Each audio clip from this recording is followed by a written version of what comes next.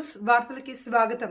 ఎర్రచంద్రం అక్రమ రవాణా, గంజాయి విక్రయాలు, భూ కబ్జాలు, క్రికెట్ బెట్టింగ్ తదితర చట్ట వ్యతిరేక కార్యకలాపాలకు పాల్పడే వారిపై చట్ట ప్రకారం చర్యలు తీసుకుంటాము అని జిల్లా నూతన ఎస్పీ వెలిశెల రత్న పేర్కొన్నారు.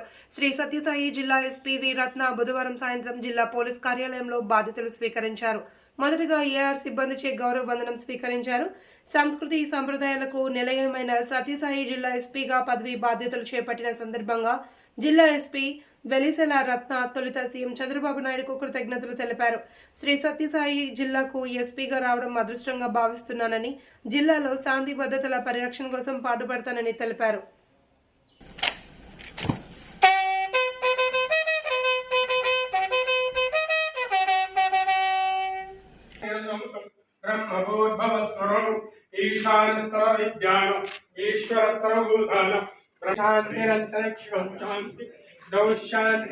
शांति ब्रह्म शांति शांति करोमि शांतिर्मे हस्तु शांति शांति शांति सहनामदेतमस्तु मा विद्विषावहे ओम शांति।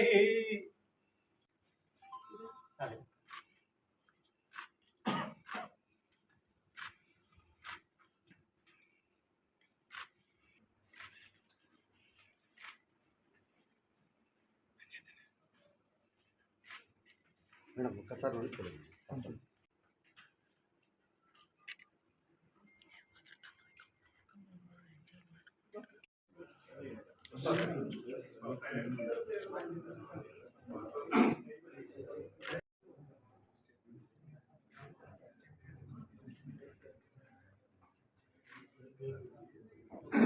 ఈరోజు నేను శ్రీ సత్యసాయి జిల్లా ఎస్పీగా బాధ్యతలు చేపట్టడం జరిగింది.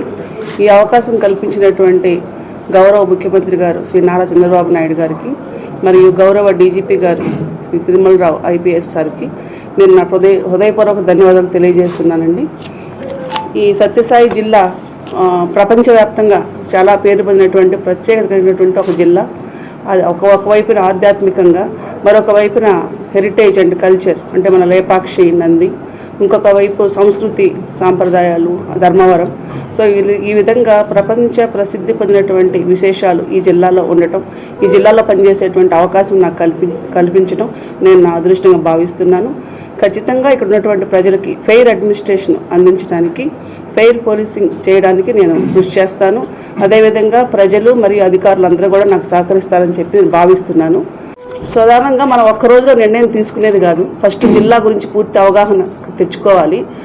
ఏ ఒక సబ్ డివిజన్ కూడా ఇంకో సబ్ డివిజన్తో సంబంధం అనేటువంటి పరిస్థితులు ఇక్కడ అనిపిస్తున్నాయి. ఒకవైపు కొంచెం ఫ్యాక్షన్, ఒకవైపు కమ్యూనల్ ఇష్యూస్, తర్వాత ప్లెయిన్ అంటే పుట్టపర్తి చాలా ప్రశాంతంగా ఉండడం.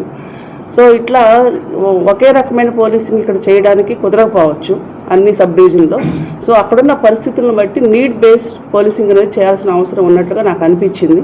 తర్వాత క్రైమ్ పరంగా చూస్తే అనాలిసిస్, గతంలో మర్డర్స్ ఎక్కువగా నమోదైనాయి. పోయిన సంవత్సరం కొంచెం మర్డర్స్ తగ్గుముఖం పట్టింది.